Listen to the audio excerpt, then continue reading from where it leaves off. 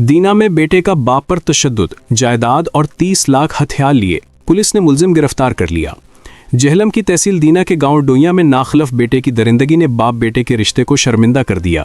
ज़ईफुल उमर वालिद ने इल्ज़ाम आयद किया है कि उसके हकीकी बेटे ने न सिर्फ उस पर तशद्दुद किया बल्कि 30 लाख रुपए की खती रकम और जायदाद भी अपने नाम मुंतकिल करवा ली। FIR के मुताबिक नाखलफ बेटा अपने वालिद को बांधकर बारहा तशद्दुद का निशाना बनाता रहा। मोमर शख्स का कहना है कि मैंने अपनी सारी जवानी और 40 साल से ज़ायद अरसा बैरून मुल्क मजदूरी करते हुए सिर्फ अपने बच्चों के बेहतर मुस्तकबिल के लिए कुर्बान कर दिया। यहाँ तक कि मैंने अपने बेटे को बैरून मुल्क बुलाकर उसके लिए रोज़गार का इंतज़ाम भी किया, मगर जब मैं वापस आया तो मेरा हकीकी बेटा ही मेरा दुश्मन बन गया। मुतासरा बुजुर्ग शहरी के मुताबिक बेटे ने जायदाद और रकम हथियाने के बाद उस पर जुल्म सितम के पहाड़ तोड़ दिए।